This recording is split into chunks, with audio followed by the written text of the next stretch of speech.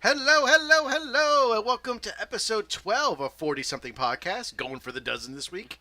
I'm Trevor Schaefer, joining me, Jerry Mullen. Remember to set phasers to fun. Always set them to fun. Or to tickle. Yeah. That I was. didn't see that coming. Wow, that's Oh, you don't remember that from the Muppet Babies?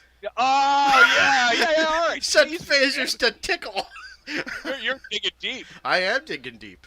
See? How come that hasn't come back? It has, actually. Does it really? They supposedly revived it. I have not. I have not searched it out. Yeah. I've yet to see any of the new DuckTales either, so. Oh, I saw the first 4 or 5 of them. Mm-hmm. It's really good, and it's from what I could tell from like online reviews and stuff. Mike Matei is a good person to see on that. It's very faithful to the comic book more than it is The originals. the original Cartoon, show, yeah. which was semi-faithful to the comic book.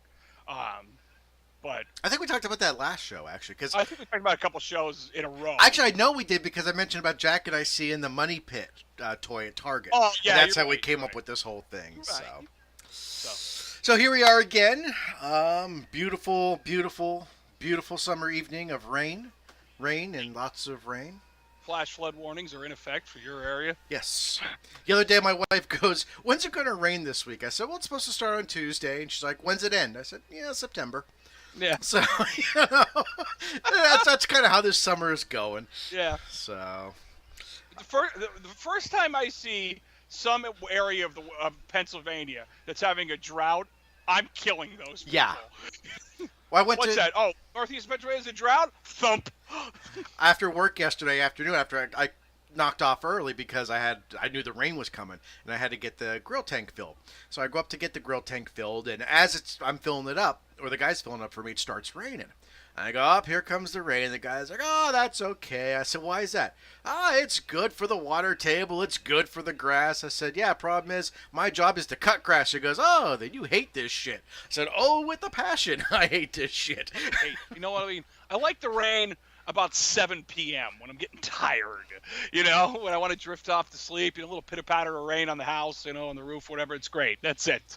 I actually don't mind the rain. I really don't. What I hate is the humidity that has been coming with this rain.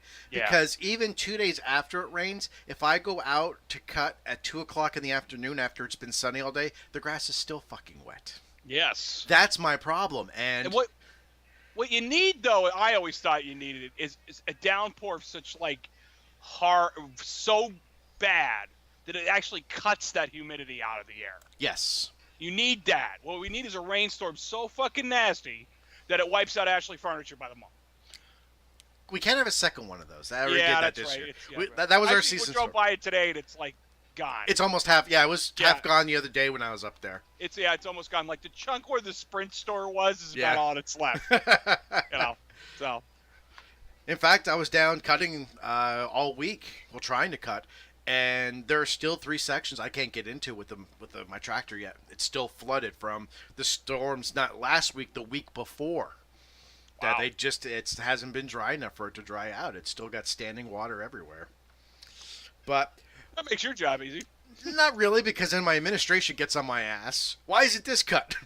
Why don't you come down and step where where you want me to cut? And when you go up to your ankles in mud, I'll try to pull you out and then explain to you why I'm not taking my $2,000 tractor through that. Ugh. Which then will get stuck, and then I have to pull out, and then I have to fill in that rut. You know. Pull out. Huh. Well, How did I miss that? Anyway. gentleman always does. Yeah, that's right. So when you'll be hearing this, I will be actually off with the family on vacation for a few days. To Oh, there which you go. point I had an actual old man attack today. I truly felt over 40. We were planning our trip, and we are going to the Dirty Jers for a couple days. So we're taking the kids down to the Camden Aquarium and then going to a water park just because this weather. We're going to take them to the beach, but the weather's so goddamn unpredictable. I saw your sister got burned on her vacation. They couldn't go anywhere. That Yep. It's like we weren't going to book, 3-4 days at the shore to sit there in a hotel room and watch it rain when we could do that at home for free. Yeah. So we're going to hit a bunch of indoor places, an indoor water park, an aquarium. But if you've ever driven through Philly, which We all have That's in this taking your area. life into your own hands. It's not so much taking your life into your own hands. I will drive through Philly anytime. I hate driving into Philly on 76 because 76 never goes above 30 miles an hour. If you're lucky, ish. And it's either you're in 30 miles an hour, you're dead stop, or people are trying to kill you by going around you doing 80 miles an hour. There is no happy medium on 76. And the fact There's always that one asshole that screws it up for a lot of people. I noticed that. well, I'm usually talking to him about that too, so. Yeah. Fuck you. You got Fuck that. you very much. So we were actually trying to plan the trip because we're going first thing Monday morning. And we're coming up away, we're going to be hitting 76 at late morning rush hour. Now, for us to drive where we're at down to Philly takes a little over 2 hours. For us to get off the turnpike into downtown Philly is typically about 20 minutes. But you got to take 76, so we allow at least an hour to an hour and a half for that during rush hour. So we were trying to figure out a way, could we avoid that? So we're on Google Maps, and you could drag on Google Maps from whatever road you don't want to take to whatever road you'd like to take, and it'd redo all the routes. So we were coming up with a way that we could still take the turnpike down, straight shot, hop over onto the other side of Jersey, since we're going to Camden, which is right on the other side of the river from Philly, and just kind of do like a little shoehorn, come right back around to avoid 76. Got that figured out. It's actually going to be an extra 40 miles, and that's actually going to get us there quicker than it is going to be on 76, because it's going to be flowing traffic, not sitting in traffic. All I needed to find out was to calculate the tolls. I needed to find out what exits I was taking. And on Google Maps, they do not show you what exits are what on the map. Nope. And I freaked out. I'm like, whatever happened to good old paper maps where they showed you the exit number, they showed you what it was, they gave me the mile marker, and then my wife just looked at me and went, and I'm an old man now because I'm complaining about bringing back paper maps. Is MapQuest still a thing? MapQuest never should have been a thing. I don't know. I got some good directions out of MapQuest back in the day. MapQuest was always good until the last 2 miles, and then it pretty much went, "You're on your own. We got you close enough." Look for the giant cow.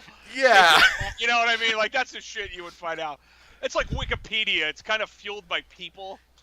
Like, for someone to get to my house, they would say, okay, take Interstate 81, get off at exit blank, arrive at Trevor's house. Yeah. They would never give you that crucial in-between part when you're on the small little unlabeled street. Here, Yeah.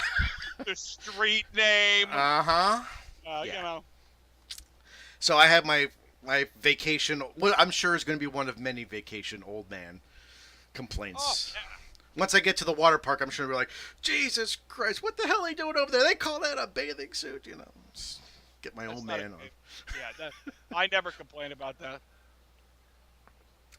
Depends on what age they are. You're right. I don't need to see an 80-year-old man with a set of nut huggers on. No. But you don't want to see an 80-year-old woman with it on either. No, I don't want to see that either. As much as I love the female form. That's not female form anymore at that age. Yeah. Everything kind of looks the same. It's just a lot of wrinkles and hanging shit. And gravity. Yeah, gravity has taken over at that point. Yeah, it's. I remember one song. Night, honey. The one song. Hold on a sec. Good night, honey. The one song is just "Be Surprised What Passes" is a bathing suit. I remember hearing it, and I think about it, like my kids, I won't allow them to wear something that's too revealing. Yeah, I know that's good. I know that's the style. It is, and it's totally hypocritical of us to say stuff like that. It is, and I'm okay with that because it's our kids. Because it's my kids. Yeah. So I can be hypocritical all I want up until the point where it doesn't benefit me anymore. Or it does benefit me, depending on how you look at it. I mean, but, like bathing suits, if you look at them through the years, since we were kids, let's just say since we were teenagers, have dramatically changed. Oh, completely. Yeah. Actually, I just had to buy a new bathing suit. I tried on I have two bathing suits. My wife's like, you better try those on and make sure they fit. So I'm sure they pretty much fit. She goes, but does the elastic still work? And then I'm realizing I haven't bought bathing suits since my son was born, and he's going to be 9 this year. Yeah. That I buy one every about 4 years if I have to. Well, I was shocked. I actually not only found one, I actually found a whole bunch of swimsuits still at Target. Which right now, August, normally you see winter coats as soon as you walk in. Yeah. So I was shocked to see bathing. They weren't Christmas music, you know? Yeah. Sadly, they weren't on sale, but they at least had bathing suits. Yeah, that's true. Well, you weren't going to get a deal and what you want. No, I would never get that. Yeah. So. But, yeah, I mean, a lot of that stuff's dramatically changed, and this is probably the strangest conversation we've had on this show up to date. But the show isn't over yet either. But I remember like when one-piece bathing suits for women were the thing when we were kids. Yeah. All the moms had them. I know every mother had them. Not only the moms, look at the swimsuit issues from back then. Back then they were all the tight athletic one piece, the cutouts on the side. The bikini was around, but it wasn't. Well, okay. For those of you young kids, and I'm talking maybe 25 and younger, what you think of a bikini now is not a bikini. That's more like fabric scraps that someone just tied around a woman. Yeah. A proper bikini actually does cover a little bit more. String you pulled off your shirt a couple of years ago, that's got more material than most bathing suits. Well, that group you signed me up for on Facebook, that they show some of the. I'll use the term swimsuit very loosely, and I'm like, Jesus Christ, there's more material in my headphones right now, than there is holding that shit together. Yeah. Oh yeah, you know what I mean. And men's bathing suits are pretty much the goddamn same. Men's bathing suits, and I had this problem with 2 of them that I tried on. They're getting like skinny jeans. I'm not a skinny jeans dude. I am not a skinny jeans. I am nowhere close to a skinny jeans dude. But you put them on and they feel fine until you go to crouch down, and then all of a sudden half your ass is hanging out because there's no give in it. It just sticks to your legs. It's like I want some room. I want a little bit of an option here that I can lean down and get something without sticking my ass out of my suit. Well, remember, you're also on vacation, so who gives a fuck who sees you? And I'll be honest. Most places I actually do wear underwear under my bathing suit if like going someplace like that because I want that extra filtration layer because I have no clue what the hell's in the water. Nah, I don't do. I never do that. Nah. I haven't done that ever in my life. No, I like the only time I wear underwear when I'm swimming is if I have just my jean shorts on, and it's like I gotta cool off. That was like old third shift days on my way home from work at like 3 o'clock in the morning. I'd stop at my sister's house and jump in the pool for 15 minutes, no matter what I was wearing. It was good. That was good times. The one thing hey, we're going to get very personal here in a second here, guys. So stay tuned. Yeah. The one nice thing about going to the beach is I don't have to take what my wife calls my nut deodorant, which is Wow. Yeah? Do you know what? TMI. You know what I'm talking about, don't you? Unfortunately. Yes. Because there's nothing more demeaning than putting that shit on before going into the ocean. But if you don't put it on, bad things happen after a couple hours. Things ferment. Things rub raw. Yeah. Yes. You need that layer of nice wax in between you and the elements. So the next topic. Anything else? No, I'm just kidding. So I saw Mission Impossible Fallout. How was it? It was probably. It was awesome. I can't even compare it. Ghost Protocol was good. And the last one, his name eludes me.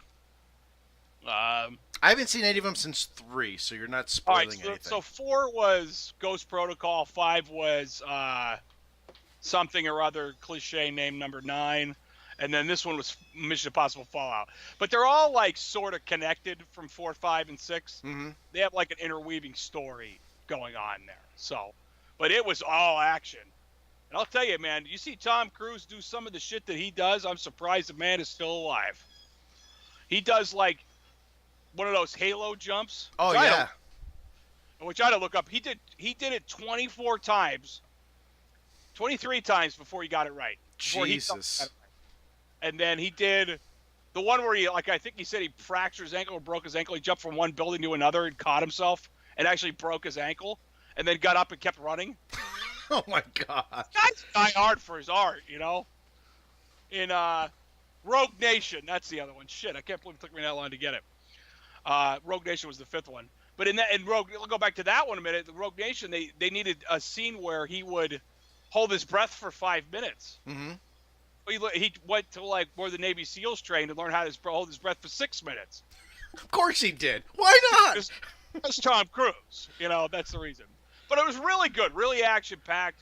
A lot of the ridiculous Mission Impossible gadgets that you expect. Mm-hmm. You know, Vin Rames is in it, which I liked. You know, he hasn't been in them. He was in all of them, but not like in an official capacity. He was only in them very little in the last couple.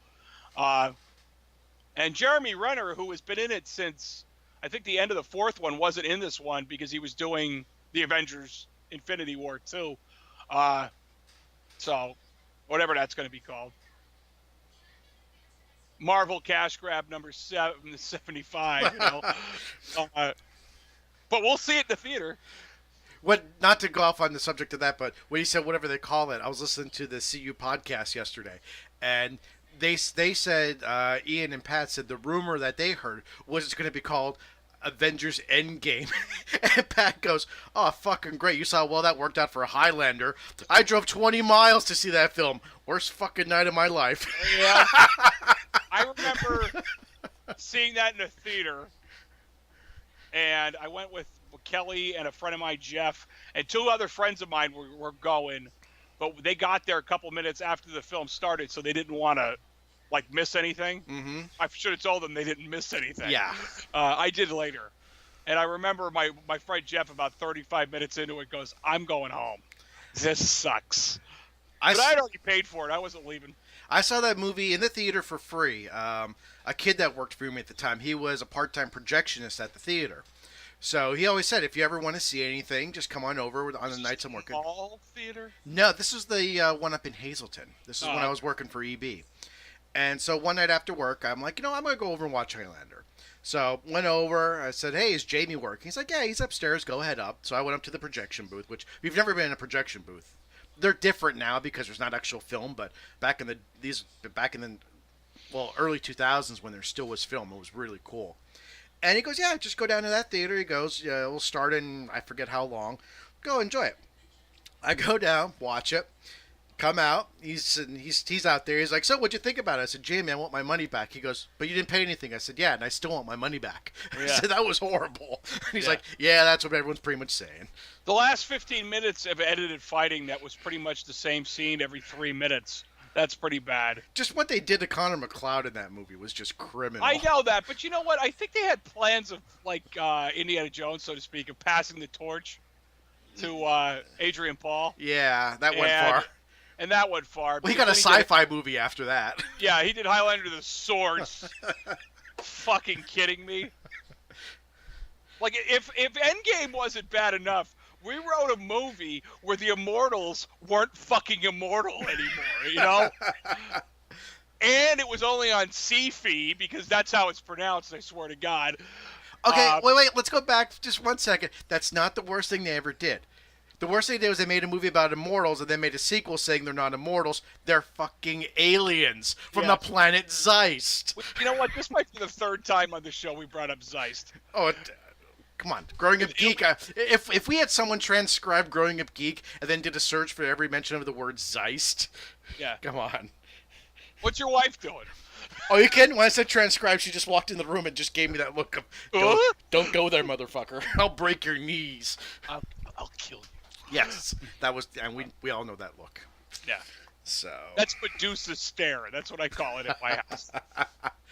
So this morning, I bought movie tickets for a movie, well, technically being shown next month for me and my son. You didn't buy tickets to Transformers, did you? I did. I was going to do it, too. I thought maybe me and you could go. That's okay, though. Find some father-son moment. Well, don't feel bad. I tried last night at 1 a.m. before I went to bed, and the site wasn't still up. It said it still will be available in the morning. Woke up this morning, went on. Over 3/4 of the theater was sold out already. Yeah. I had a hard time. There was only seats that were together, 2 seats. There was only 3 to choose from for me and my son. So, Wow. but There's only one show, though, right? one show, the 27th of September at 7 p.m. Oh, And fuck. they're gonna have it's the remaster 20th anniversary that they're gonna show that same thing as the Blu-ray. They're gonna have a interview with Stan Bush in the beginning, and showing one of his recent performances of The Touch live. Which, if you've ever YouTubed those, you know that's going to be cringeworthy to be beyond belief. Ooh. But the reason of course I have to go The see it. Touch It's is Transformers. like the epitome of 80s music. That style of music. Yes, that's what you're right. Yes. That style of music. But that's like the oh god, that song is like great and not at the same time. You could put that song right next to St. Elmo's Fire, and you could use either one of those two songs in almost every 80s movie. Yeah. I'll half-heartedly agree with that. I'll let that one go. So. But I thought it was cool because I surprised my son with the tickets for that, and my wife, as soon as she saw that was coming out, she's like, "You're going to that, aren't you?" I said, "Bet your ass I'm going to that." Yeah. But then I thought back in my head, I saw the movie when it originally came out in '86. Mm-hmm. In '86, when it came out in the summer, I would have been 8 years old. My son's going to be 8 years old when he sees it in the theater. Is this like a full circle story? Not a full circle story, but I think it's just kind of cool that he'll get to see it in the theater at the same age I was when I got to see it in the theater. Yeah. It's one of those, you don't get to do much with a son sometimes with the pass down that whole lineage thing in this day and age because everything is so changed. But to me, that's something I get to, okay. Has he ever seen it cool. before? No. Ooh. I've offered to watch it with him. In fact, I brought it up. Where were we going? We were going somewhere yesterday. I had to take him to the dentist. And we were talking on the way over there. And I just happened to casually mention, I said, "Hey, do you remember the Transformers animated movie, the old kind?" He's like, "Yes. Did you ever see that?" No, I know you said you wanted me to watch. I said, "Okay, And I just pretty much left it at that. And then this morning I told him we got tickets, and he gave me that. Plant the seed. Exactly. He had said, "I would never want to see that stupid shit." No. But then, he gave me the high five and everything, but it's like, I'm not telling him anything. He still knows Optimus Prime dies, and because we're talking, it's a childhood-destroying moment. It is a childhood-destroying moment, but we're talking 30-plus years later. I mean, he knows that there's more Transformers series. Back then, that was the only Transformers series we had. Mm-hmm. So there was only one Optimus. There was only one Megatron. We didn't know anything else. So it's not going to be as traumatic for him. There was Beast Wars. Yeah, and Well, right now, Transformers Energon. Well, if you go on Netflix right now, there are 4 different versions of Transformers on there, including Rescue Bots, and each of my kids watches a different version. So when my daughter goes, "Daddy, I want to watch Transformers," I'll go, "No, not that one. That's right, you watch this version." Then my son will come in, "I want to watch my Transformers," and he'll put on a different version. It's like, there's only one. I agree. You and I agree. There's only one. Up until when Optimus died, and then it could stop. I was good with that. Which time, though? He dies technically twice. The first time. There's only one. Optimus died once. Then when you had Rodimus Prime, that's the end of it. The fucking show sucked. Well, if you ever... Until Metroplex came out, that was pretty cool. Yes. Metroplex and Trypticon, and they went to the Headmasters, and then you had Fortress Maximus and Scorponok, I believe it was, right? Scorponok? Yes. And then they went all Headmaster shit. So. You remember the Transformers where they were trying to steal the eyes of Metroplex and Trypticon for Unicron? Yes. I remember that episode very, very vividly. Do you remember when Starscream came back? As a ghost? As a ghost, he reactivated a Unicron. And yeah. So. The ghost of Starscream. Yep. Yeah. If you ever need those episodes, I happen to know a guy who knows a guy who happens to have a hard drive with those on there. Yeah, I'll let you know. I know a guy who knows a guy who knows a guy. So here's... Go ahead. No, go ahead. The other movie I seen this past week was Ocean's 8. Okay, How Ocean's was that? 8, I have like 2 major problems with Ocean's 8. It was the same kind of heist story. It's always going to be. That's all it's about. Yeah. So spoiler alert, in effect for the next couple minutes or two. First off, it was just like Ocean's 11, most of it, except it wasn't a casino, obviously. It was set in the Met. Second one is that Danny Ocean's dead in that. Really? Yeah. I found that that's why my brother wouldn't go see it. He wouldn't go see it when he was home.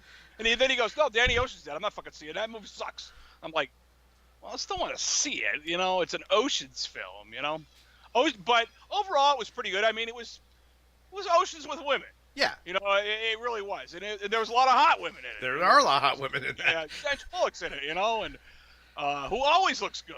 And, the rest of it doesn't even matter. That wacko that Johnny Depp's married to is in that. What the hell's her name? She was in Harry Potter, too, I think. Maybe that's not his wife. I don't know. No, I'll say, because his wife, they divorced. Oh, maybe that's who it was. What the hell? Are you thinking about Kate Blanchett? No, not her. Hold on. Because there's her, Rihanna, Anne Hathaway. Anne Hathaway. And then there's that Mindy girl, and I don't know of anybody else. Oh, no, that's not her. Maybe that wasn't his wife. I guess I was wrong. It was the one. You've seen all the Harry Potters, right? Yeah. The wacko woman that was Helena Bonham Carter. Yeah, her. She played there. She was always with Tim Burton. Oh, that's who it was. Yeah. I'm sorry. Tim Burton and Johnny Depp, they're kind of the same person. Yeah, they really are. But she played a character, and plenty other ones, and it was very Oceansy. There was the computer expert, and obviously Sandra Bullock's character. I can't remember her name now. That's really fucking bad. But she was like the mastermind, and she had a Rusty Ryan kind of character, Brad Pitt's character in the film. A second in command, kind of speak, and there was one lady who was their fence, and it went on and on. They were all the same, samey characters. Obviously, there's a few less, but and they referenced stuff in the other Ocean's films. Really? There was a lot of music too that was very oceany, I should say. I don't know, if it really makes sense, but it's related to the other films. But exactly wasn't either. But overall, it was a fun thing to watch. But when you put it up against like just Ocean's 11, yeah, you can't hold it. Back on the Sinatra one, because the Sinatra one's in a different league. But you're talking the Pitt and Clooney one. The more modern one. Yeah. It just doesn't hold up. Nothing does. Nothing can hold that. I mean, that is a modern classic automatically when it came out. I mean, that was They could have made 50 of them. No. The second one was okay. The third one was bad, and after that, I was glad. I like the third one better than the second one. Really? The third one was just too unbelievable with the whole hologram shit and with Eddie Izzard. And... Unbelievable was them using the fucking lighters to flip the dice. That was unbelievable. Okay. The hologram thing I might be able to buy into a little better in this day and age. The first one was... And I can't believe I'm going to use this term. The first Ocean's 11 was the first Ocean's movie was the most realistic. And I can't believe I'm using that word regarding that movie. Regarding a heist film. Vegas. Let's be Mythbusters. It was the most plausible. Yes. Yeah, there was a lot of, like, real world things in it. Yes. You know what I mean? Yes. In terms of most things, except for the whole making explosives that look like diamonds or whatever it was. That might be fake. I don't know. And then, yeah, that's about it. My always part with Oceans is it's my only grief with the film is they leave shit behind wherever they go. And nobody picks up on the fact that this shit is here. Like, I don't know. Or how come like nobody caught on to the two brothers were like about 8 different characters in the film? If you watch it, the Loy brothers, they were like the guards for Saul, and they were like the bus boys, and they were the drivers, and they were all these other characters. And I'm like, nobody caught on it. These two guys were all over the fucking place in this very well managed casino. I don't know, but I will never take anything away from them. And then the second one, I like them all, but it definitely goes first, third, second in terms of good. I can't believe we don't kind of meet up on the third one, but I guess everybody's got their own opinion. Yeah. So. I'm not saying they're bad films by any chance. To me, the third one was the weakest. I think they just threw too much into there. Yeah. Super Dave Osborne's in the last one. It's fucking awesome. You know? Is he still alive? Yes, he is. Is he? He's actually one of Jerry Seinfeld's good friends. Oh, He's on really? that show, yeah, he's on that show with that Comedians in Cars coffee show Mm. that I like. He's on there a few times with him. But he's got a weird voice. It's almost like he was like fucking kicked in the throat too many times as a child. And it's like, you know, I don't know. But I haven't seen any other like new movies. Like I have some more I'd like to watch this week, but No, I haven't watched any new movies in a while. We're the last day of vacation. We're leaving open that we may take the kids to go see a movie that they've been wanting to see the new Jurassic Park. Like my daughter really wants to see it, but I hesitate taking a 3-year-old to a Jurassic Park movie still. yes. So I don't know what we're going to do there. That's like when I took Kate to see the original Guardians of the Galaxy. I thought this will be colorful and bright. She'll get all into it, and she didn't. Yeah. So, I mean, she did great during it, The Incredibles 2, but that's made for a kid. That I think and that's bright. You know? Yeah, you see a 60-foot T-Rex screaming at you through 7.1 surround sound, and suddenly it's not so cute anymore. Right, you've seen The Incredibles 2 now. I'm surprised people were getting seizures on that one scene. Oh my God, yeah. That's bad. Yeah. There were times I was sitting in the theater. I've seen it twice now, and I was sitting in the theater when I saw it in the movie theater because I saw it in the drive-in with the kids. And let me think about it. And I was sitting there and I was like, oh my God, I think I'm going to fucking pass out. What is this? Well, they actually had seizure warnings on the doors of the theater when we went to see it. Oh, yeah? Yeah. I didn't notice that. Yeah. When you saw it in the theater, did they have that video at the beginning Oh, yeah. apologizing? That was great. Motherfuckers, that took too long to make.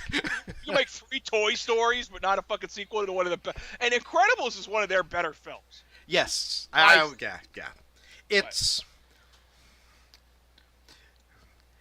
Well, it's kind of like Shrek. It's like their version of Shrek. It's great for kids, but the humor is there for the kids, but it goes another level for the adults. Yeah. That and a lot of it in the second one. There's a ton of it. Oh, the mother's home now doing all the shit. She's working. But not only that, my sister and I were talking about it too. I mean, she had her first kid when the first one came out, but I didn't have any kids when the first one came out. You didn't have any kids when the first one came out. Now that we have that, they threw all those parenting jokes for us who saw it the first time without kids. Now that we're the parents, that all the parenting jokes with Jack, that's like, I get that now. Yeah. I got that now. When did they change math? I got that. It's like... Oh, man, that hit home hard for me. Yeah. Why did they change math? But I like also the fact that there's no time difference in between the films. No, it it's up right where the last one. right where it left off. Yeah. All those years apart, obviously, but yeah, that movie's good. That was one of my top 10 of the year, if not probably after Infinity War. I have to rewatch that. So I've seen it 3 times now. Well, I saw the first one. Remember, I told you we couldn't get, so I saw a cam copy. So now that it's out, I want to see a real copy and actually enjoy it, not the shitty ass quality. Yeah. So, the one I am looking forward to coming out. It's not coming out. What's already been in theaters, but in the 7th, which is 5 days. Well, we're recording this on the 3rd, so 5 days from now, the director's cut, the uncut version of Deadpool 2. Yes. Oh yes. It's funny. I was just watching our Shazam episode, and I just hit that part where we said it. Yep. That's gonna be fun. Yeah. Man. Cable in that movie. I fucking loved him in that. I wonder if there's gonna be more of him in that. I wonder if. Well, I mean, they put them together in the comics because they were both failing. Mm-hmm. So they thought if they put them together, it would be like, almost like the Odd Couple. And that's really what it is. Yeah. Because Cable's such a straight soldier, and Deadpool's a fucking moron with, that's invulnerable. So, but that's why that's kind of why they were in comics together, because they were both kind of flopping out, and then they said, well, if we put them together, maybe it'll be something. And it didn't work either, but, because he's in like the Deadpool not arcade game, the Deadpool console game. Oh, okay, yeah. And beat him up. But Cable's in there, and he's constantly just fucking annoyed with Deadpool. Like every scene he's in, Mhm. like he goes, "Wade, shut up." You know? Or there's really funny parts in it where he's Cable's going over the plan, and Deadpool doesn't give a shit. He Yeah. doesn't care about a plan. So he's like, you know what? And he just shoots himself in the head and keeps going. Oh God. Deadpool's a character, man, that's been around a while and finally got that, the mainstream he really deserved, Because they actually found the real life Deadpool in Ryan Reynolds. I know. I said, if you could think of anybody that could play him better, show me him. Yeah, he is Deadpool. Because nobody could talk like him. I firmly believe that. Like, he's got a delivery that's second to none in that kind of term, Do you ever see The Hitman's Bodyguard? Oh, yes. Oh, that movie's fucking great. Yes. Okay, not a good segue, but you just brought up another movie with Samuel L. Jackson. And we were just talking about Sam Jackson, which goes into something else, which goes into something else, which has absolutely nothing to do with this. And I can't connect the dots. But I know Clever segue. Clever, unclever segue. 404. How about the roast of Bruce Willis? Holy shit. It was too good. First off, the first minute or two with Ving Rhames. You know what I mean? Yeah. Him talking to Ving Rhames. Ving Rhames, that's how you say his name. And then them going over, like, the clips in the beginning were really, like, you knew Die Hard was going to be in most of them because that's where he made all his money. Then he comes in on the motorcycle and all that. First off, a couple of the people on that stage, I can't believe they allowed. My wife and I were saying, like, what the hell are they doing here? Who the hell is that? Yeah. I mean, it was like... Like, Martha Stewart was actually very funny, and I didn't expect her to be. But apparently they're neighbors. Yeah. Yeah, so whatever there. Dennis Rodman. What the fuck was with Dennis Rodman? I think also, but I don't think they picked them. I mean, I don't know. Maybe they're like, they know each other. I don't know. And that old comedian they had near the end. Oh, yeah. Like, what the fuck? Like, I remember that guy. That's Dom Irera. Yeah. He's been around forever. He has been around forever. But he's also not fucking relevant anymore either. You could probably say that about Bruce Willis in some ways too, but... Okay, let me ask you this, because my wife and I talked. We had our two best people. Who do you think were the two best roasters? The girl right at the beginning. Okay. Whose name I don't know. Yeah. And then Jeff Ross. Jeff Ross. Wow. Jeff Ross really gave it to him. I wasn't going to pick Demi Moore. No. I thought about picking her, but that's kind of like, he got what he deserved, so to speak. Bruce Willis is an idiot for letting her go, by the way. And see, our two best roasters were Kevin Pollak and Ed Norton. I thought, first off, Ed Norton went on too long. But Ed Norton did it well. He did. And he's like, he's Ed Norton. I don't know how to even more explain about it, He's very Ed Norton-y. But a line Ed Norton said was true in that film. He goes, you recovered from Hudson Hawk. Yeah. No one else. No one else could have done that. And he's right. He's right. And I have to say Jeff Ross really gave it to him good. And that girl at the beginning. They needed what that really needed was Amy Schumer. Really? I think she would have been like super nasty to him. And see, I disagree. My wife and I said the same thing. They should have had Samuel L. Jackson there. I don't know. That's not. They've done enough movies together. I know that, but you know what? He's also like, you have to think of all the people that have been roasted. Yeah. Like, think back. You got like besides Trump, because he's a lot bigger than he was then. And you got like David Hasselhoff and fucking Charlie Sheen. Which, don't get me wrong, I love Charlie Sheen. And who else was Bob Saget? Okay. Shatner.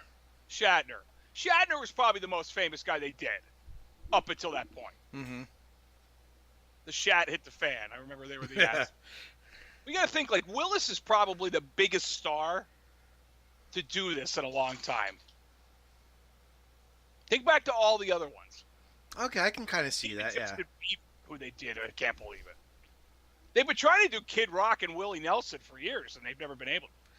I will say the one thing that I think shocked me the most out of it, because I had no clue, was that A, he was remarried, and 2, how young his wife is. Holy shit. His wife's what, like 19? His wife, I looked it up. She is 10 years older than his oldest kid. Wow. Yeah. His wife is a year older than us. Yeah, okay. He was born the same year as my mom. Oh. Okay, all right. No, sorry, she's a year younger than us. I'm sorry. She was born in 78. Oh, okay. I'm older than her. Yeah. We're both older than her, yeah. And he's the age of my mom, so that's kind of creepy. Be like you banging my mom. No. See? Right there. That little bile you felt coming up right there, that was appropriate. It's a bro code. Moms are off limits. Always. Uh, That shouldn't even be part of the bro code. Yeah. Unless it's Stifler's mom. Yeah. For you kids that don't know what that is, tough shit, we're not telling you. Yeah. That's when I remember when those movies came out. That's when raunchy movies were coming back. Yeah. American Pie and beyond. You know what I mean? And then they got pretty stupid too. But that's the problem. You get a couple good hits. They just keep making them, and then they don't come out anymore. Then you find them out on home video, and then they just die. Yeah. Yeah. Yeah. I'm surprised there hasn't been like a reboot of American Pie. Please don't let it happen. No. I just saw a sequel like a ton of years later when they had kids and shit. Oh yeah, there's tons of sequels. Fuck. Don't tell me this because my current addiction won't allow me to. No, I'm just trying to think. There was something we saw yesterday that they're making another reboot of, and I absolutely lost my shit because this will be the 3rd reboot of the franchise since it originally came out with us. What the hell franchise was it? Give me some. No, I'm trying to think now. What the hell? It was a franchise. They said they're rebooting. Isn't your wife still up? Hon, do you remember what franchise it was? No, she just shook her head no. Yeah, she's in the next room. Oh, that is going to bother them. Because I literally said they just rebooted this. It was the, wait, no, I do know. Kristen Stewart's going to be in it. Terminator? No. That's coming out again. That's coming out. And goddamn, if you compare Linda Hamilton now to where she was like 5 years ago, man, did they whip her into shape for that. Yeah. To get her back to Sarah Connor. She looks good. Arnold, on the other hand, I'm not sure about that. I don't know. Okay, hang on. Kristen Stewart. It was her. Charlie's Angels. That's what it was. Are you fucking kidding me? Charlie's Angels. They're doing another reboot. So they did. There was the original television show, which was marginally very good. Yes. And then there was the movies with Lucy Liu, Cameron Diaz, and Drew Barrymore. Yeah, all right. So you had 2 of them. Then they had a TV show, and now another movie reboot. What's next? T.J. Hooker? So this is the 3rd reboot that they've had since it came out. Remember the TV show Reboot? Anyway. Oh my god. That's what it was. And that was going to bother me until I remembered it. Yeah, they're actually doing a new Charlie's Angels reboot. Which, just, again, stop it with these reboots. Come out with some new fucking ideas. It's going to be Charlie's Devils. That's what you're going to get if you keep going down this road. The other night, my wife... You know what, though? The Charlie's Angels films Yeah. are just nothing more than a guilty pleasure for me. They are. Like, they are. They're not, like, fantastic action films, but they're not so bad that they're unwatchable either. The first one was... you know what I'll be doing after this? Watching Charlie's Angels. I'll be watching Charlie's Angels, at least the first one. The first one was great because it had Bill Murray in it. Yeah. And they had Crispin Glover, who will always play the great creepy bad guy. Yeah. When you need somebody that's truly fucking odd, yeah, Glover's there for you. You know? He's the only idiot I knew who wrote himself out of a perfectly good franchise, Back to the Future, because he wasn't getting paid enough. But then he sued them because they used his likeness without his rights, and then he got paid for it anyway for Yeah, not doing anything. and that created a law in the industry. Yes, it They did. can't do that anymore. Nope. So, excuse me. So good for him, I guess. But yeah, if you need some fucking weirdo, it's Yeah. either him or the other guy's dead, so never mind. Speaking of weirdo, did you see Joaquin Phoenix got his Joker origin movie greenlit? Why? If you think about it, though, he is weird enough to pull off a Joker. I know everyone said for Jared years. Leto's out. What's that? Jared Leto, I guess he's out. Okay, and this is where it's going to get really kind of Inception right now. They greenlit a Harley Quinn movie. Same girl. Same girl, Oh my God. Margot Robbie. He is supposed to be in that. They were also talking about a standalone Joker movie. In the meantime, they greenlit the Joaquin Phoenix Joker origin movie. To which point, the standalone Jared Leto Joker movie is in limbo. In the meantime of that, Jared Leto is now being rumored to be playing one of the bad guys in the new Spider-Man movie. Yes. Yeah. Allow me to connect the dots. Wow, wow, wow, wow. Wow, that kind of hurts. Yeah, so we could. Jared Leto's version of the Joker I hated. I've yet to see Suicide Squad. Okay, Suicide Squad is really good. The only reason I think that movie's really good is because Will Smith helmed it. Like, he was up in the front. Don't worry, go wrong. He had a great supporting cast. Mm-hmm. Margot Robbie. And the rest of them were really good, too. Jai Courtney's in it. And a bunch of other guys. Doesn't even fucking matter.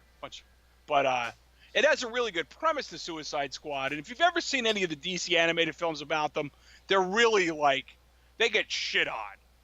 Because they're bad guys, you know what I mean? But they do really shitty things, and it usually works out for them. But the film itself is really good up until about the last 10 minutes, where it gets like Kingdom of the Crystal Skull strange. Oh. You know what I mean? It's like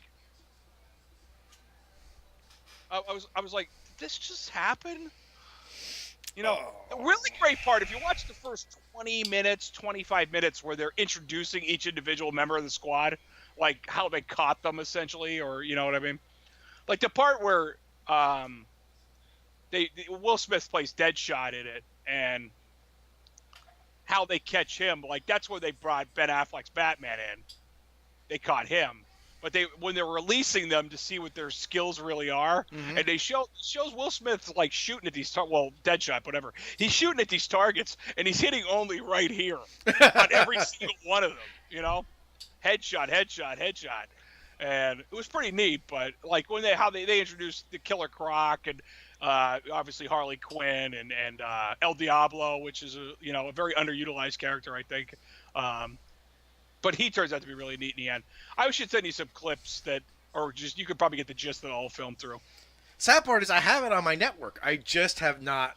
It's one of those movies that one of these days I'll sit down and watch it, and those days just haven't come. Yeah. I've been putting movies on my phone for some strange reason. Because, like, I have no real network service at work. So when I'm on lunch or break, Mm-hmm. I just, I can watch a half hour of something and, kind of get it done throughout the week. So, yeah, that's not bad. But I think Jared Leto's portrayal of the Joker is a very sad thing in a post-Heath Ledger world. Yeah, Heath Ledger set a bar that nobody's going to achieve. No, that's only that's Mark tough. Hamill could do in voice acting. And even then, it's not the same Joker. It isn't, because you know what? You got to think that Hamill's Joker is the sociopath. Yes. Well, the socio-psychopath. No. Hamill's Joker is the psychopath. He's the one that will just go out and blow up anything and do anything. The sociopath is Heath Ledger. He's the one that just wants chaos for chaos. Yeah, I always considered his Joker, the anarchist. Yes. He really Yes. was. You know what I mean? He's the one, like Alfred says, some men just want to watch the world burn, and that was Heath Ledger. He didn't. He didn't care about consequences. He didn't care if he died. The Joker, deep down, like in the Mark Hamill's, yes, there were times where he got beat by Batman. He's like, "You got me, bats." Heath Ledger's Joker never backed down from anything. He didn't care. Just so you guys know, Trev really does love Batman more than he loves his family. Yeah. Yeah, okay, just so you know. You knew he was really the anarchist when he burned all that money. Yes. That was like the point where you went, holy fuck. Yep. That was his money. He didn't care. He didn't want the money. He just wanted to prove a point. He could get done what he said he could get done with his rules. And then I mean, look what I did with a few bullets and a couple gallons of gasoline. Christ, not only that, I mean, they sewed a cell phone with a bomb into a guy's stomach just to get it into the police precinct. That's someone who has no moral code at all. No. And that's beautiful about that. Yeah. And, you know, like, if you go back to the Jack Nicholson Joker, he was more of the looking for a laugh. Yeah. He was so nuts. That was close to what Mark Hamill does with the Joker. Yeah. Very close. Yeah. He was still like a psychopath. Yeah. But he was happy, so to speak, to do this kind of shit. Yeah. Yeah. He went ridiculous. Like the gun with the boxing glove that blows up the TV, boom, goes into the TV, shit like that. Redoing the paintings of the museum. Which is a really great scene in the film. You'll never hear Heath Ledger go, "Where does he get all those wonderful toys?" Yeah, and that's probably one of his best lines. Or I like the part where he's shooting his boss. And he just Batman. He's just like boom, boom, boom under his legs and shit like that. That's really great. That's the Joker right there. That's the Joker, but you could tell Jack Nicholson had a lot of fun in that role. Yeah. Nobody could have really played that version very well at the time, anyway. There weren't actors like that. And I think when they were doing that film, they were trying to get like big names into the roles. Michael Keaton was very established. Well, was an established actor at the time. He was an established comedy actor. That's what gave a lot of people worry that he couldn't do, a dramatic action role like that. Bruce Willis, Die Hard. Anyway, Moonlighting. You ever see that? Oh, by the way, she was really good too. Come to think of it, Sybil Shepherd. Boy, time caught up to her though. That's terrible to say, I know, because I don't look as good as I did 20 years ago either. But do you know how old she is? She's in her 70s. Is she really? Yeah. Well, fuck me sideways. I didn't know that. Wow. Yeah. And how old should we? Moonlighting was like what, 30 years ago? It was more. Hang on, I still have IMDb up because my wife asked the same thing. She's in her 70s? Yep. Holy fuck. I have all the Moonlightings on DVD. Wow. I like that show. I always got a laugh out of that show. Let's see. Oh, I'm sorry. She's not in her 70s. 68? She's 68. I was going to say.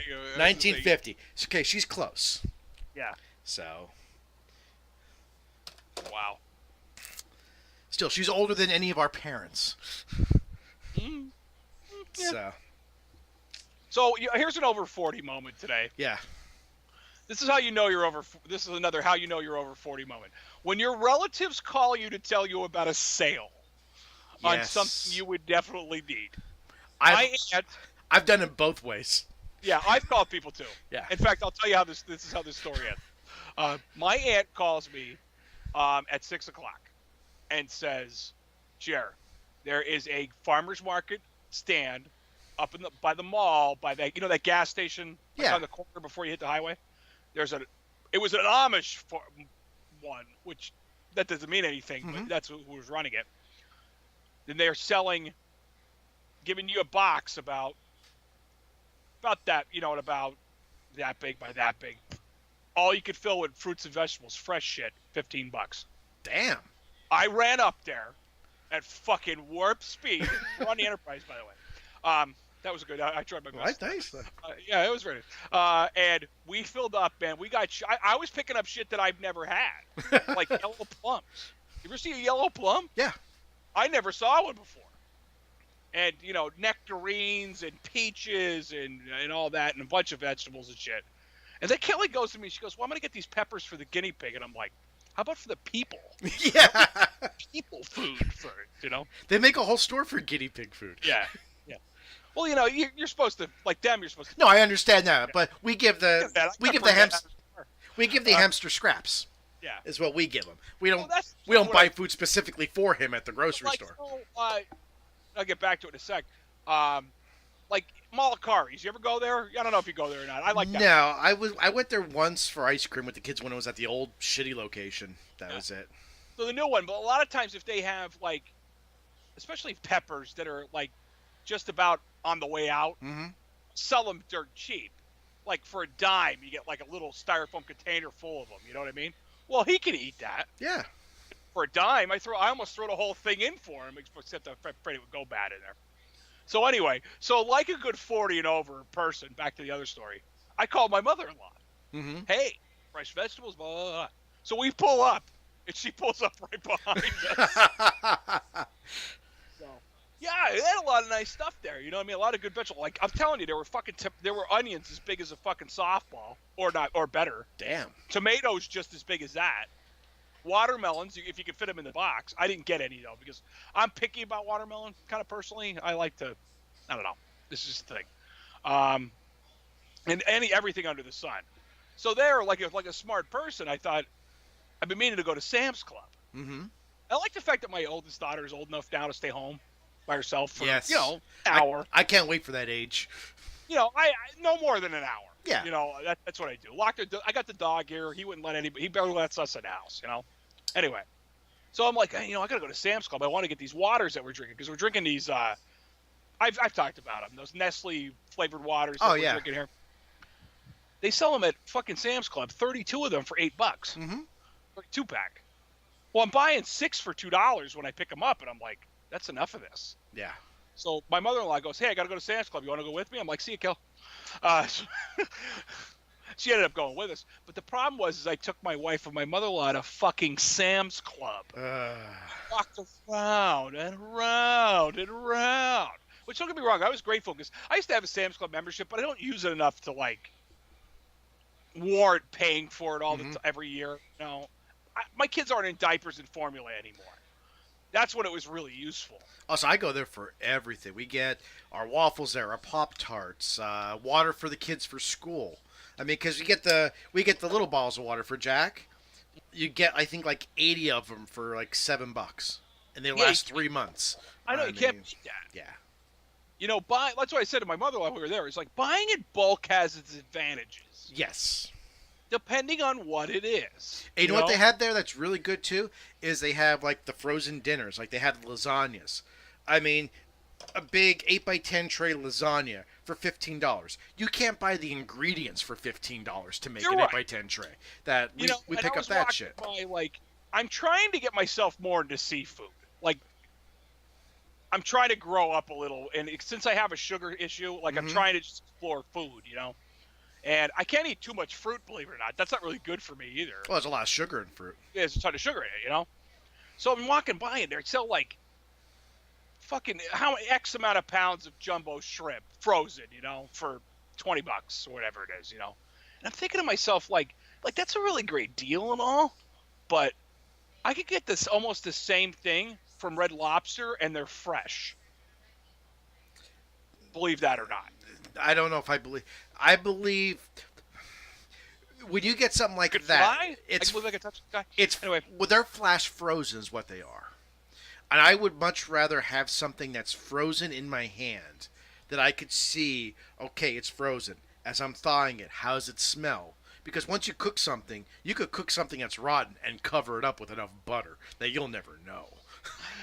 That's why I don't trust seafood restaurants all the time. These were peel and eats. These weren't like. But however you want it. I like that. I like that. But I know the bag you're talking about. We get that usually around New Year's Eve. We get a bag of that for New Year's Eve and make up the sauces and stuff like that. Yeah. But I want to do. I think this might be the first year where I don't do anything for New Year's Eve. I think I'm just going to stay home this year. Oh, we always stay home. We never go out. Well, I usually go to the mother-in-law's for a couple hours, and then maybe me and Kelly will stop at somebody's party for an hour and then go home, you know. But this year I'm getting a fucking 12-pack of Corona Extra. There you go. Then I'm sitting in front of the TV and I'm watching, you know, Dick Clark's Rockin' New Year's Eve with whatever. Not Dick Clark. Not Dick Clark. With Ryan Seacrest. And his name sounds like a fucking bar soap if anybody did. So, yeah. So it's like over 40. Like I found the virtue of sales and Sam's Club. Like, as my kids are older.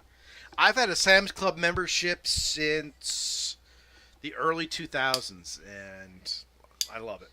Yeah, I had one around 2008, and I probably had it up until like 2 years ago. And we just stopped kind of going, you know what I mean? It was like, I don't know.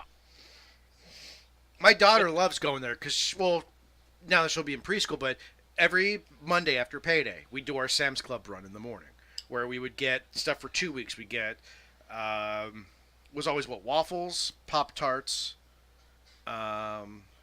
Granola bar? Granola bars were once a month. Water was once every 3 months. Because that's what we use for the kids' lunches.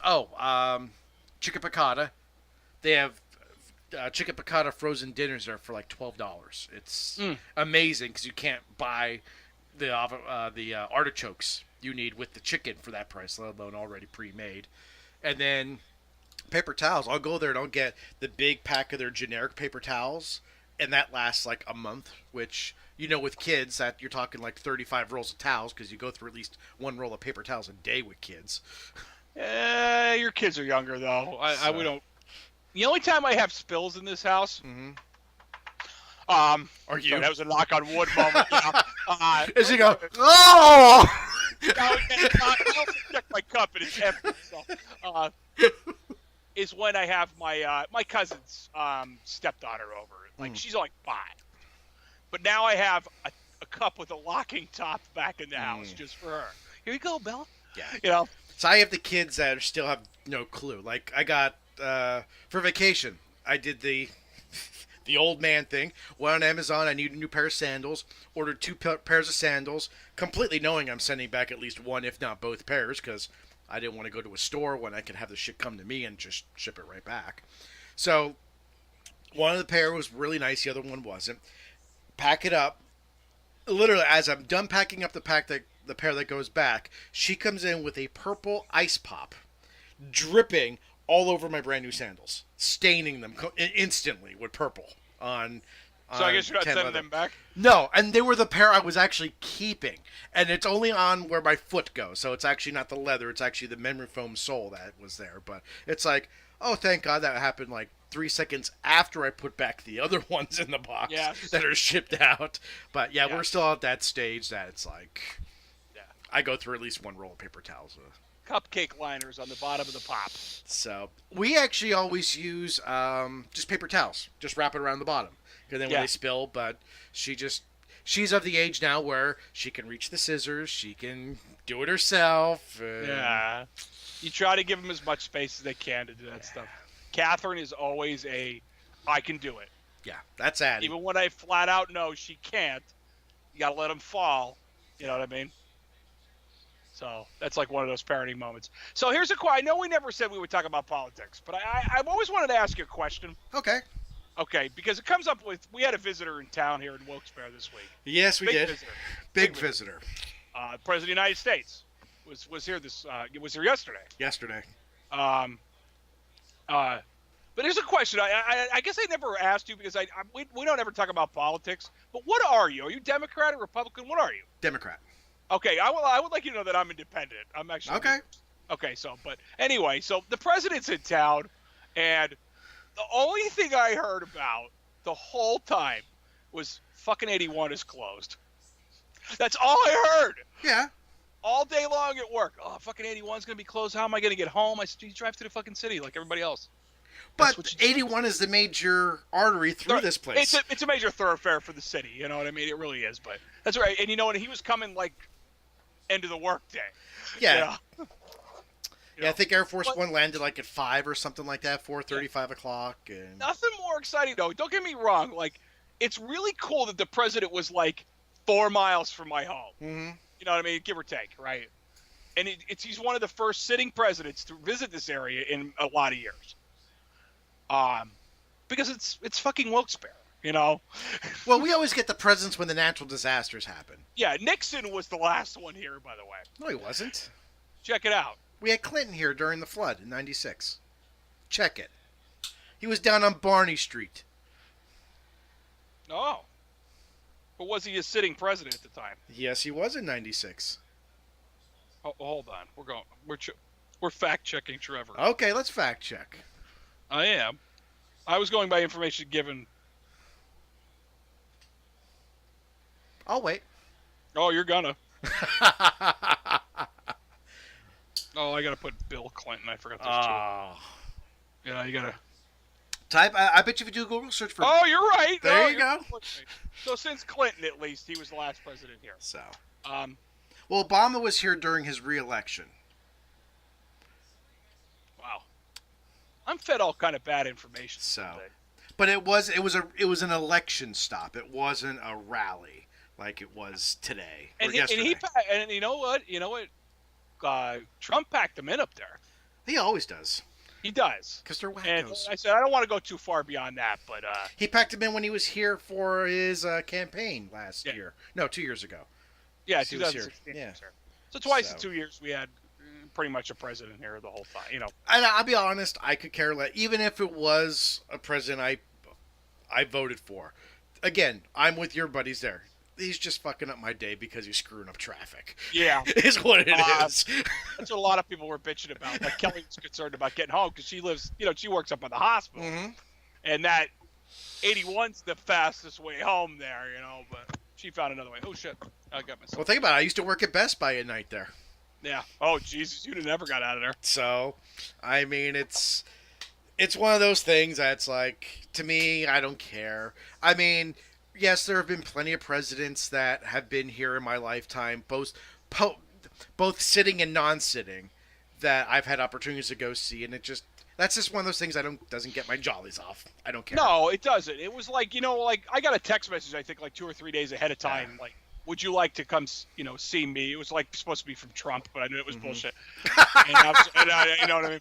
I love when they send those text messages like they're Donald Trump or, It's like getting a Facebook request from somebody and no mutual friends. I mean, my wife's actually played for presidents when she was in Kutztown.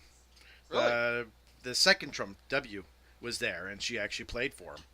So, which I said, how was that? Well, this is after we started dating. It was right around the time that we started dating that happened.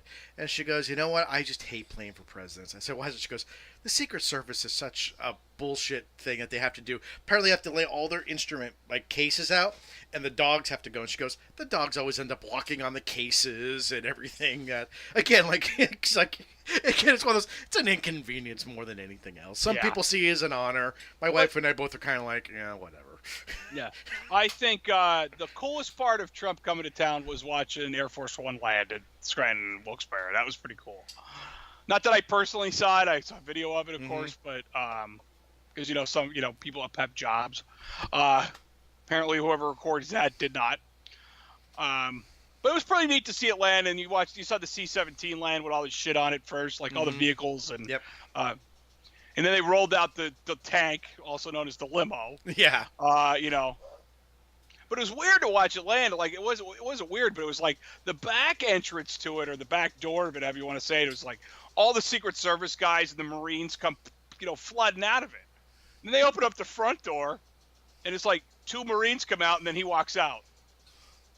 I found that kind of odd. You know what I mean? Oh, come on. The Secret Service has snipers everywhere before that plane gets within 20 miles of the airport. Yeah. They were looking for that guy that was causing havoc. Yeah. That dude, too. But I was pretty neat. I find that it was like, I wish I could have taken one of the kids up there so they could see. Mm-hmm. No, I mean, I told him, I said, you're never going to meet him. I said, it would be very rare if you get the shot to meet him. But I said, at least you could see a sitting U.S. president. So maybe someday we'll get another shot. I'm sure he'll come back here for support, Because, boy, we love us some Trump around this area for some reason. Oh, God. See, I don't love or hate the president. I said this to my mother and my wife. I said I don't really love or hate him. I'm of more of where it comes from, and I hate to use the term, but I'm an American. I said I stand behind the president of the United States, good or bad. They all sucked or were good at one point or another, but I stand behind the United States president. So I'm just a little different. So that's it. Politics are over. We'll never do that again. Okay, I just wanted to ask you what you were, so I felt why not do it here. Yeah. So there's that. Yeah. What else? So, hey, I did something odd, and I know you're going to find this odd. So, last week my wife kicked me out of the house and told me to go do something for the day because I was stuck in the house for days with it raining and couldn't work. So, I went game hunting. And I did two things. Game chasing? Game chasing. That's how game chasing go. So, ended up, I found a place I never even heard of before just by driving past it. There's actually a video game store over in Exeter that it's a little hole in the wall. I just happened to drive past it. It was a dud, but it's cool to find places like that. Found the old game station, found where they're at now over in Old Forge, and very nice new building. They fucking moved far. Yeah, beautiful building. You and I got to go. It's huge inside. Very nice. Went to a couple other new and old spots, but I bought two games. I think I ended up buying like 6 games, but 2 games in particular. Ooh, excuse me. Mm-hmm. And I paid the same price for both. I paid $3 for each game. One game is a PlayStation 1 game that I already have on emulation. But I bought it because the emulation controls play differently than on actual hardware. So I found it odd that I would spend $3 on a game just for the authentic control scheme. And then I spent $3 on another game that I will never be able to play. I bought it for pure nostalgia value because it is an online only game for the PlayStation 2.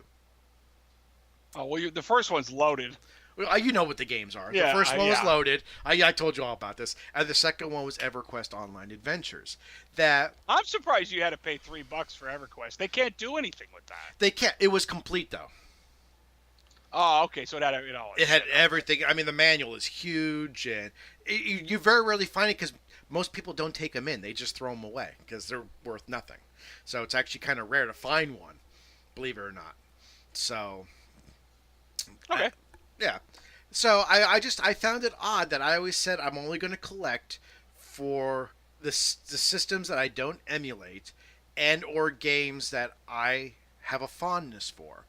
And I have a fondness for EverQuest, but it's a game that I will put in the PlayStation 2 one day and just see if anything comes up. I did some research online, and there's a couple hacks out there that you actually can create a single-person server.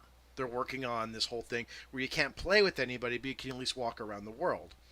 But like Loaded, for $3, when I play it on the RetroPie, first of all, the analog sticks with the RetroPie, if you've ever tried it, are hit and miss sometimes. Sometimes they work well, sometimes they don't. And Loaded depends on how well you set them up ahead of time. Yeah. I found that. And Loaded, even though it was an original big box title without the analog sticks, later on when they did come out with the analog stick version, that's the one I got. To me, it plays beautifully with analog stick rather than just the D-pad. It's like a twin stick shooter. Yeah. Yeah, that's basically what it is then. I just found it odd because I did pick up a couple games I've been looking at that were a little more than I usually pay, but I pulled the trigger on those eventually. That just to blow $3 on a game that I know I'll never play, and another game that I'll probably play 2 or 3 times, it just changed the way I looked at things. Collecting wise, that I wasn't collecting. I don't collect to complete a collection per se. I collect for Dreamcast. One day, my ultimate goal would be to have a complete Dreamcast collection. That's never going to happen. Not with the price, the price of some of the games like Mars Matrix, where, just finding the disc alone is $150. Yeah.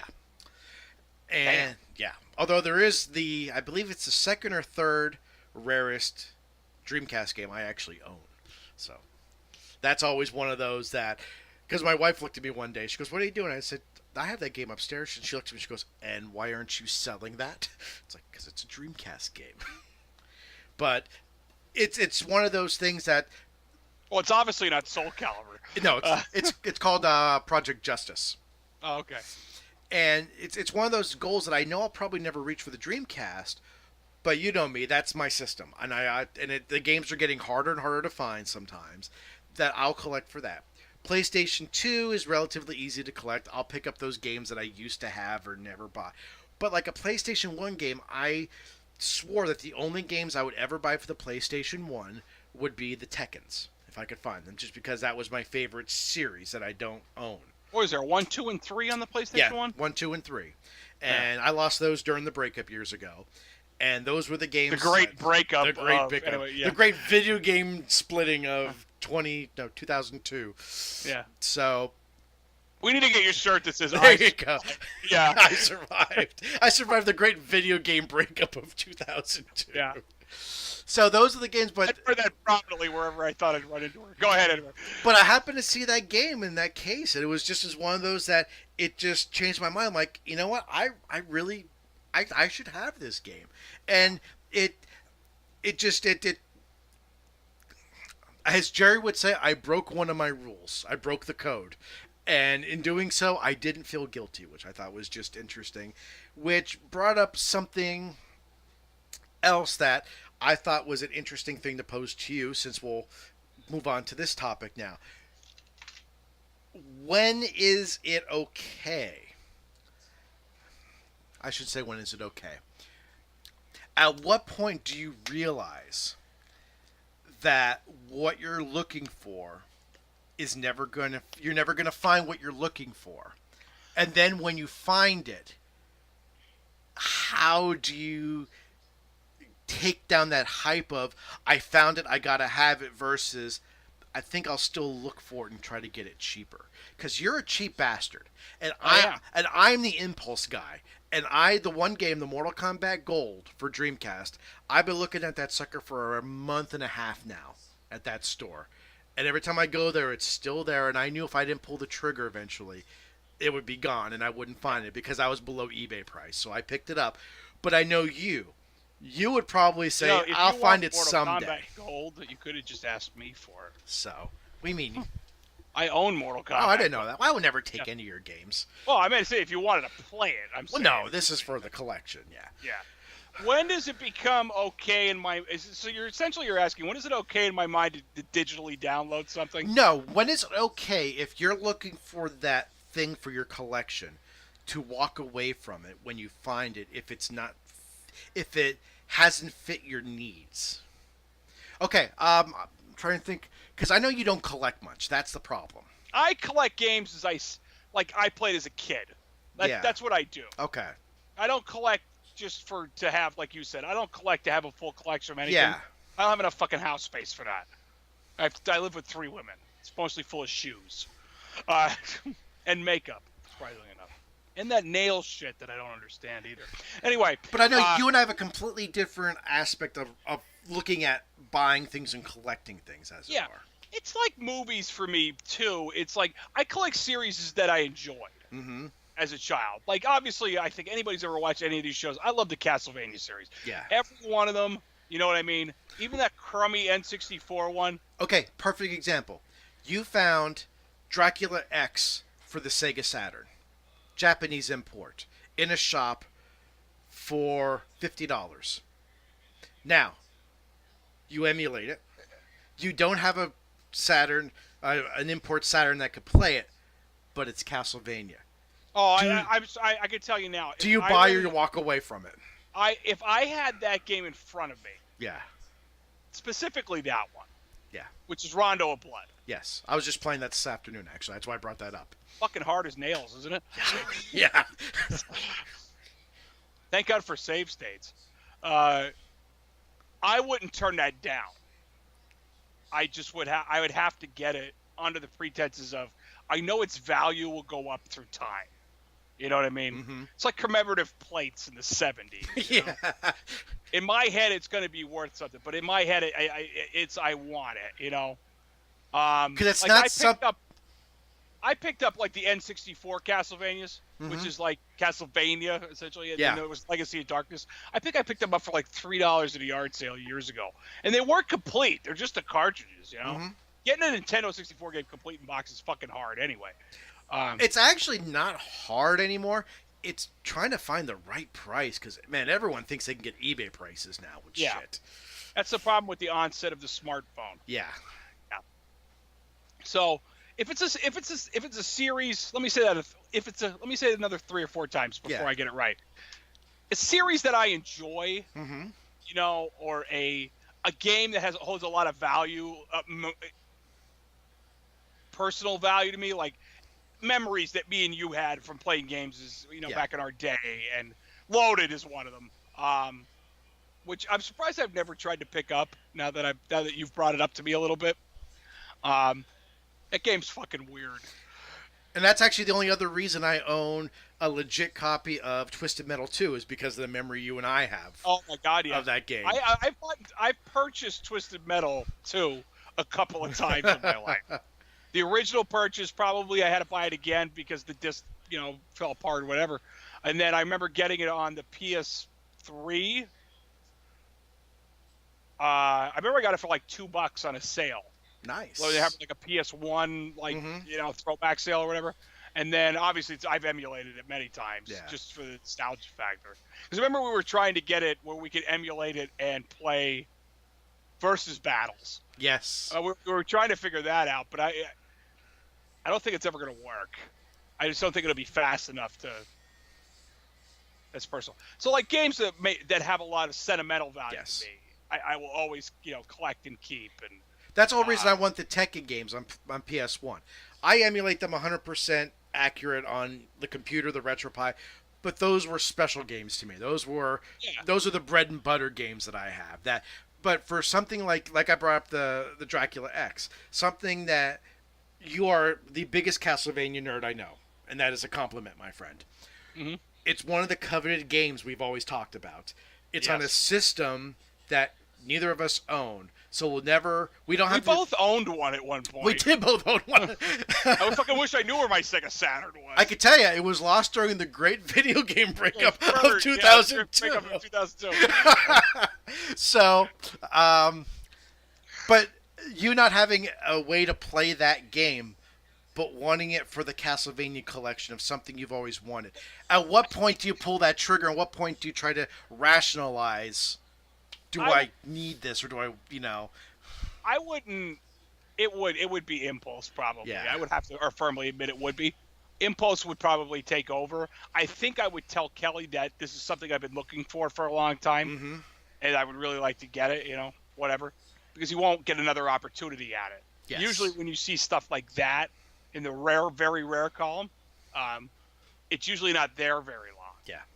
Some collector or some fucking yidget who thinks it's going to be worth $1 or $2 is going to take it.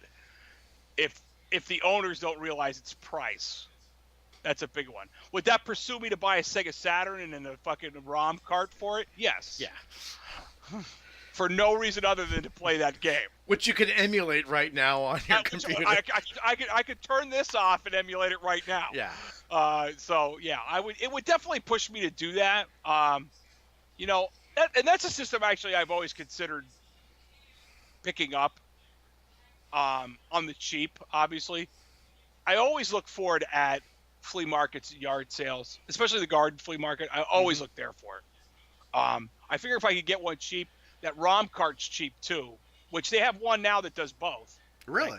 Remember the 4 meg RAM cart? Yeah. Back in the day? They have one that's the RAM cart and the import. The region breaker, basically, however you want to say that, the area breaker, the import thing. It's all in one. So you just plug it in and you just go, That's cool. Yeah. I learned that from Classic Game Room. Old Mark Bustler, thanks for that. So that would push me to get one of them. But in terms of, there's a point at which like I said, it's a nostalgia factor for me. Like, I would honestly probably buy a really good copy of Symphony of the Night because the case for mine was wrecked. Having children and well, are the inserts still good or are the inserts toast? The inserts That's what it is. So next time I see one in the wild, I will pick it up. Even if it's just the case and the inserts, Yeah. I would buy that because then I can marry it up with a disc I already have. Do you know that game still goes for about $30? I've seen it about 15. Yeah, that's a good price for that. Yeah, that's only the game, though. Oh, so I've seen it complete in case with everything, usually around $30. They're still asking for that. Yeah. And I'll wait till I get it cheap. You know what I mean? If I have to buy it with the game to get a good case for it, then I would do that, Yeah. I think the only, honestly, the only Castlevania game I don't have, believe it or not, is the NES original one. Because I just never saw it cheap enough to pick it up. I know of one you don't have. What? The one for Xbox. The original Xbox. Oh, the Lament of Innocence? Yeah. Where that is? You have that, don't you? Nah, that got lost when I got stolen. When I got robbed, when I got stolen. I got stolen at the mall. The man asked if I wanted a puppy. Robbery of 2008. 2008. That one was. That game's hard to get. Yes, it is hard to get. That pisses me off. Yeah. I've seen the ROM. So. Xbox ROMs, you could get them easily. But I was just curious because I know you're not a big collector, and I've always kind of been a collector, and my collecting has. What's that? I collect weird shit. I don't pass up something that's so odd that I can't escape it. I was at somebody's yard sale that I knew. This is about 2-3 years ago, and there was not a cast iron, but a small Batmobile from the Tim Burton film, the original Batmobile. It was a small metal one. I don't know why I needed it, but I bought it. And it came with a Lego Batman figurine. She goes, well, if you want this Lego Batman thing, you can have it with the car. And I was like, well, whatever, I'll put it together, But it was Batman in the blue. You know what I mean? Yeah. Color. Almost the Adam West colors, But, excuse me. I don't know why I buy that stuff, you know what I mean? And I'm always looking for, I always like to go to a yard sale. You don't find them that often, but swords and shit. I don't know why I would pick. If I see one that's really well priced, I buy it. Like that one I keep behind my door upstairs. I bought that cheap. Don't people in this house get tired? Apparently not. Around gets tired. I'm tired, but what are you looking up? I was just curious. When we were talking about games, I was actually just going through my PlayStation games the other day, and I forgot that I still had that copy of the original version of Dragon Ball GT Final Bout. Holy fuck, that's worth money. So I was just curious what it was worth. I'm just trying to look up. How the fuck did you get that? Did you buy that by mistake? Or was that from the great video game breakup of 2008? No, that actually came through. A kid actually traded in an electronics boutique when I was working there. He didn't know what it was worth? Didn't know what it was worth. It was literally in mint condition. And as he traded, I looked at my boss. I said, don't even fucking touch it. I said, that's mine. Yeah. That's a rare fucking game to get. I remember renting that. Completed items. That sucker still goes for... Holy shit.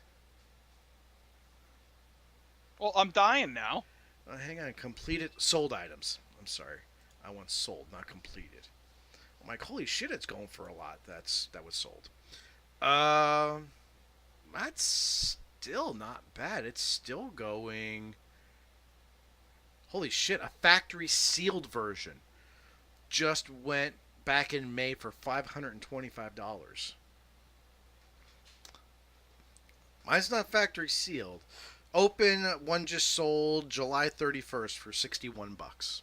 Oh, so it's really not. It used to be at least 120 was the minimum.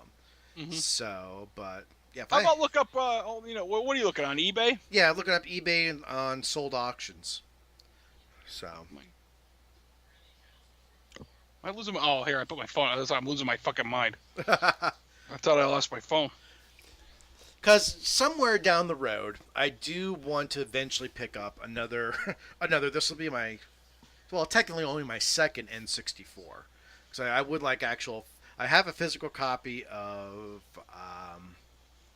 Star Wars Rogue Squadron that I would eventually like a physical copy of Mario 64 of that. It's funny how I hoard things. I still have 3 brand new, sealed, never been opened N64 controllers upstairs. I have a still sealed N64 memory card. I just knocked over the box today looking or getting a suitcase for vacation. I still have, I think, 7 brand new sealed VMUs for the Dreamcast. I knew that you were going to say that. Still got those. Yeah. What's that Xbox Castlevania game called? Fuck. Hang on. Curse of Darkness? No. Xbox Castlevania. I think that is Curse of Darkness. It's got a weird... No. Castlevania Xbox. We'll just type in Xbox game because Xbox had to go and fuck everything up with the Xbox One because the Xbox was the Xbox One. Now the Xbox One isn't the Xbox One. Harmony of Despair. Harmony of Despair. Well, that doesn't come up in the fucking timeline. Wait, no, that's 360. Omitted that. Okay. Well, look Is it it up. Harmony of Dissonance? No, that's for the Game Boy. Tell you what, let's look this up after the show. Let's end this show. I don't think people need to hear us looking up shit on eBay. Yeah. So, and actually, we're right at the hour and a half mark, which is our butter mark. So, Yeah. Yeah, I think we should probably cut this off now. yeah, we'll Please remember to like and subscribe and sponsor us. Yes. You don't get quality material like this for free, even though technically you do. We'll still make it whether you sponsor us or not because, well, yeah. Well, but we would really like a sponsor. No, I can't do it anymore. we will not say no to any sponsor. Yeah. Well, No, no. It depends on what they sell. I'll shill. Yeah, I'm a shill. Yeah, I'll do whatever you need. Jerry, you know what? You know what I was thinking the other day I need a new set of? Anal beads. You know who has all my anal bead needs? Analbeadsrus.com. So I could shill How for do they anything. fit, Trev? I'll tell you what, they're a graduated bead, which is great. The first one goes in, but the further they go in, the tighter they get. That is the beautiful, and they guarantee their fit. And my wife is looking at me. This might be the greatest look thing my wife you've is made giving. on the spot. That might be the greatest thing you've ever made up. Besides your kids. Okay, my wife is probably going to make me sleep on the couch now, which, yes, video games all night. Score. Okay, like Jerry said, sponsor us, like us, love us, rate us, subscribe. Hey, hate mail us. We'll take whatever you want. Seriously. Yeah. Just let me know you're watching the show. So. Okay, Jer. Well, in 2 weeks, this will be actually our last show before the kids go back to school. Yeah. Last show of the summer. Yeah. Yeah. Summer is over. Fuck. Yes, it is. What did I do this summer? Oh, worked. Yeah, me too. Yeah. I went to work. I came home. Rinse and repeat. So. Okay, buddy. Thanks for joining me. Sir. Thank you. Guys, take care. Be good. Stay dry if you're in Pennsylvania. Yeah. And Which is impossible. It is impossible. So, okay, guys. See you in 2 weeks. Later.